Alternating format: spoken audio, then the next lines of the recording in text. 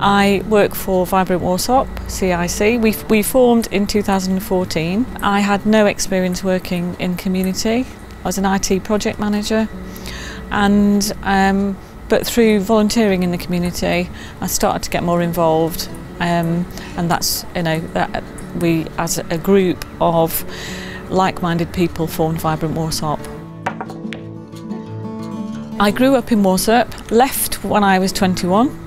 And came back in my 40s. Vibrant Warsop are interested in people and about bringing people together for the goodness of our own health and for us to get the best out of ourselves. Our vision, Vibrant's vision, is about awakening our shining diamonds. We know in our community everybody needs to shine. We just want to help people shine, and we know we work best when we're working together. So we work in partnership wherever we possibly can, because that's just it strengthens everything.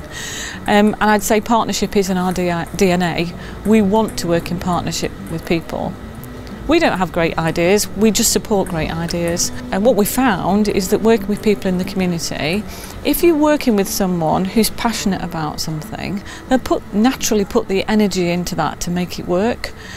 And we're just about supporting that energy until it helps something come to fruition.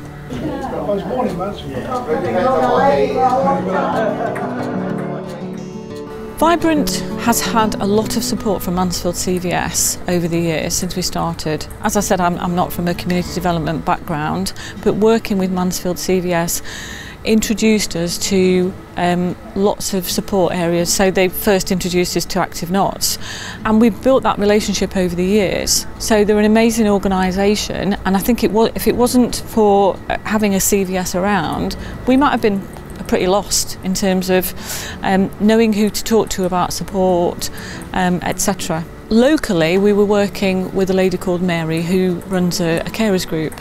But Mary's been running this for a number of years and had recently moved to the Oakland Centre to run sessions. So the sessions are for the carer and the cared for. They come together, they have lunch once a month, do yoga, and in that group the carer gets cared for as well as the person who needs the caring. The concern was that, you know, at some point Mary will want to retire, or Mary was in a situation where she couldn't actually go on holiday.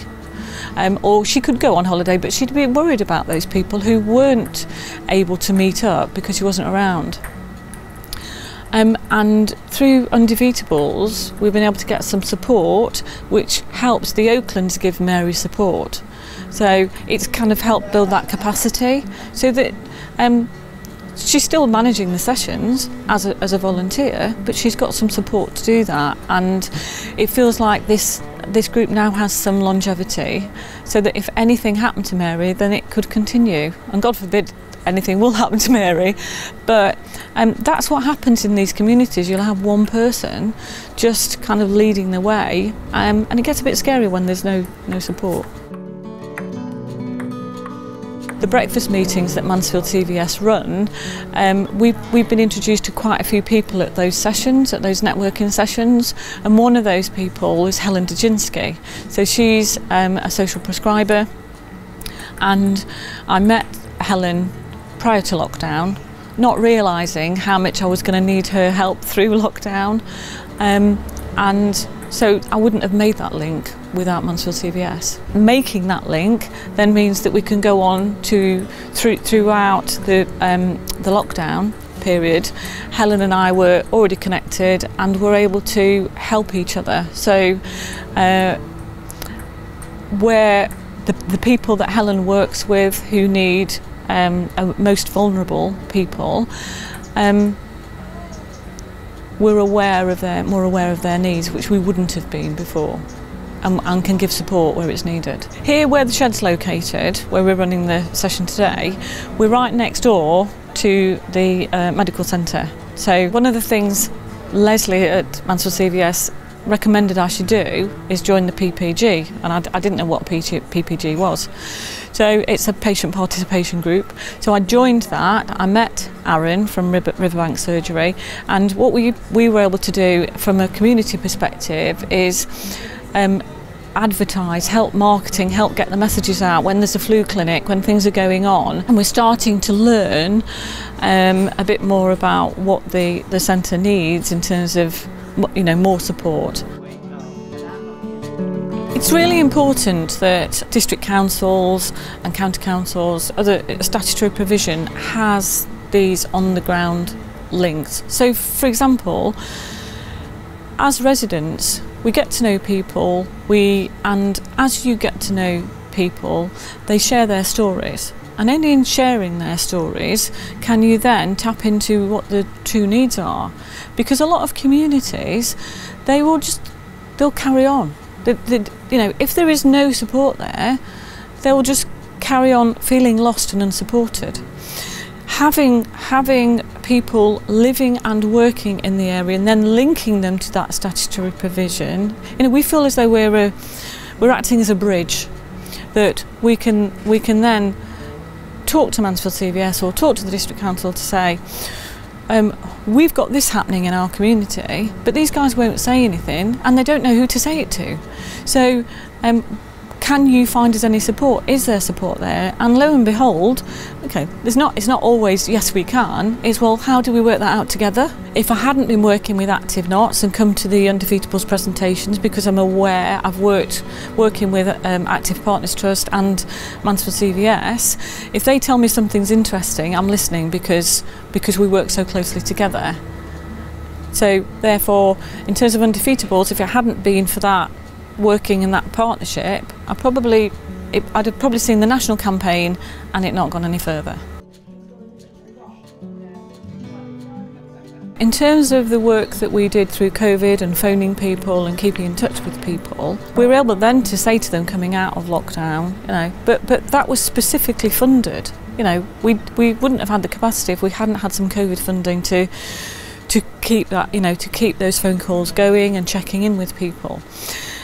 For me, the best advertisement is word of mouth, and the more people we touch, the more activities we've got going on where somebody can say, oh, I've been speaking to my neighbour, they were feeling a bit low, you know, and I've told them to come along to this, but they don't really fancy this, can you do that?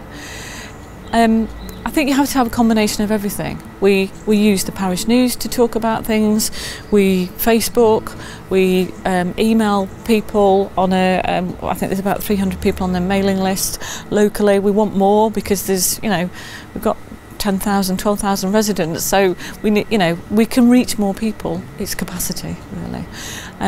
But it is a combination of everything, and you can't really rest on your laurels. Having the links with Helen at the social prescribing link, it's people talking to each other, but you have to work at it. It doesn't just happen. For us to carry on doing the work that we're doing, we need increased capacity. We need people on the ground like our Vickies and our Phoebes who meet people in the community, who listen to their needs, and, you know, just have a cup of coffee with them to then kind of continue to develop projects. So we need funding, is the bottom line, to do that. The other side of things for me that we need is we need statutory organisations, councils, to be given the flexibility to work differently.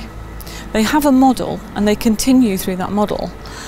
And whilst it feels difficult sometimes, we have to challenge that model.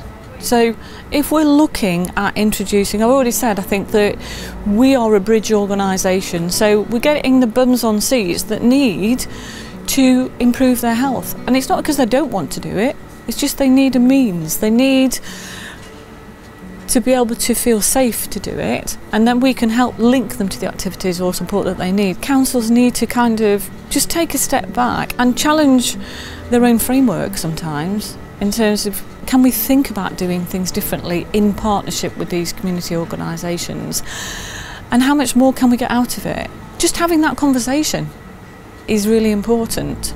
So probably we need more conversations.